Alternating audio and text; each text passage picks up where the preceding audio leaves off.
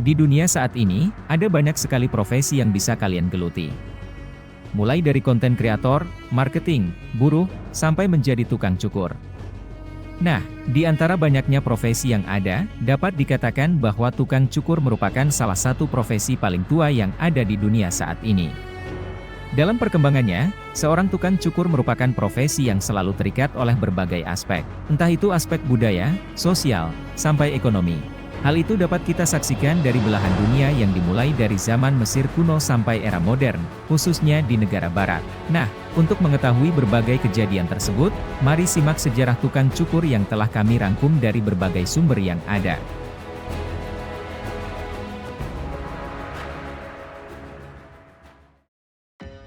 Banyak dikatakan dari berbagai sumber manapun bahwa profesi tukang cukur telah ada sejak zaman Mesir kuno, atau lebih tepatnya di abad 3500 SM. Disebutkan bahwa tukang cukur di masa itu merupakan seseorang yang cukup dihormati. Pasalnya beberapa dari mereka juga merupakan pendeta dan ahli pengobatan yang merangkap sebagai tukang cukur, dan hal itu juga yang memungkinkan orang-orang di zaman itu sangat percaya pada satu mitos bahwa roh jahat bisa memasuki tubuh manusia melalui rambut. Karena itulah selama upacara keagamaan, rambut seseorang akan dibiarkan tergerai, lalu dipotong dan digeraikan ke belakang. Yang mana hal ini berguna untuk menjaga keberlangsungan roh baik dan mencegah masuknya roh jahat. Dalam hal penggunaan alat cukur, di masa itu mereka menggunakan alat-alat kuno yang dinilai memiliki ketajaman dan kekuatan fisik seperti halnya cangkang tiram, batu yang diasah, dan juga pisau dari campuran tembaga dan besi.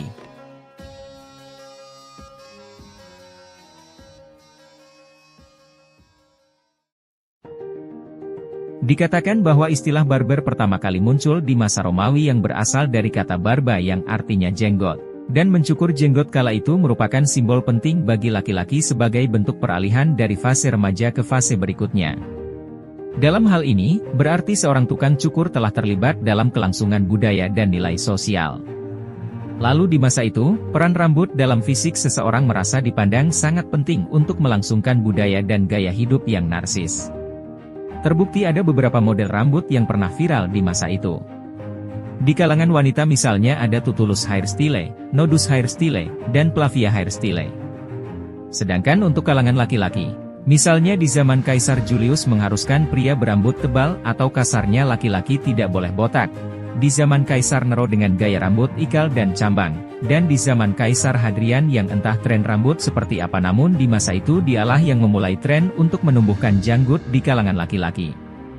Kemudian alat-alat yang digunakan di masa Romawi untuk melakukan proses mencukur dan menata rambut antara lain, seperti pisau cukur novacilla untuk mencukur jenggot dan kumis, calamistrum untuk mengkeritingkan rambut, peniti dan jaring rambut untuk menata rambut, dan terakhir gunting untuk mencukur rambut.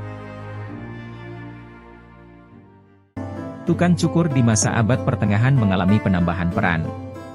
Yang mana mereka tidak hanya melakukan proses mencukur, menata, dan memotong rambut, melainkan berperan juga dalam melakukan operasi bedah. Terlebih fungsi dan peran tersebut diperkuat dengan adanya organisasi ahli bedah tukang cukur di Prancis pada tahun 1096.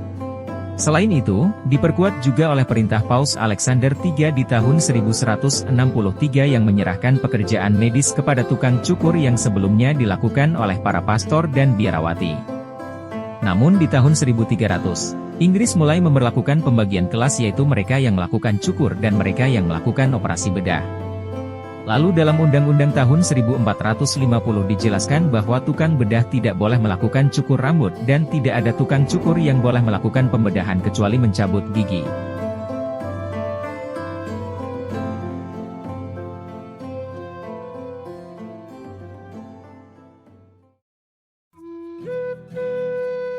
Di tahun 1745, di mana era modern masih dalam pendewasaan dan di masa ini juga ahli bedah dan tukang cukur resmi dipisahkan.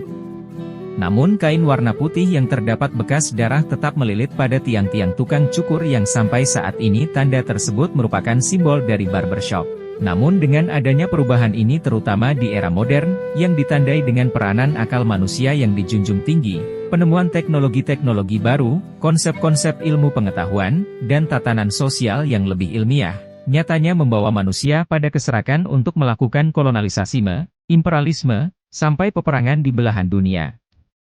Kondisi itu membawa dampak pada profesi tukang cukur di era modern saat itu, seperti orang-orang kaya di zaman kolonial yang hanya mencukur tipis dan memakai wig, di mana mengakibatkan kebanyakan tukang cukur dipandang sebagai pelayan akibat tumbuhnya sistem kapitalisme.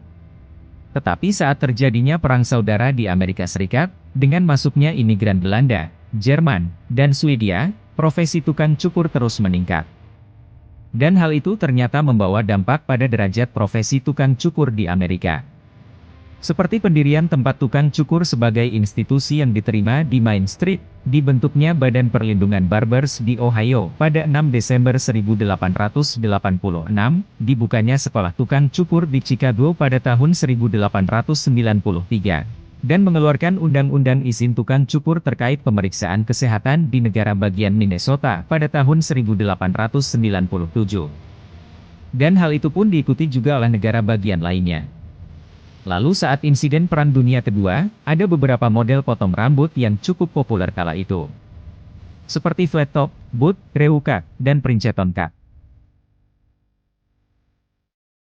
Kemudian waktu pun terus berlalu dan manusia-manusia cerdas semakin berambisi untuk mengembangkan kemajuan ekonomi dan teknologi. Yang mana hal itu juga sangat berpengaruh kepada tukang cukur. Dengan berbagai kreativitas manusia, telah menghasilkan berbagai model rambut, seperti mohawk, mullet, pompadour, buzz cut, comb hair, dan lain-lain.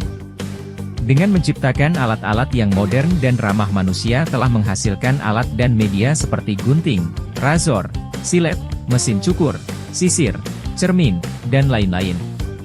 Dan terakhir dengan kecerdasan dan kekuatan manusia di beberapa belahan dunia, kini bisa kita saksikan berbagai kehebatan orang-orang dalam menggunakan elemen untuk bercukur. Seperti elemen api, elemen es, elemen air, dan lain-lain. Ya, dan itulah rangkuman sejarah tukang cukur. Maaf bila ada kurangnya. Saya Kapala Studio izin undur diri dan sampai jumpa di lain waktu.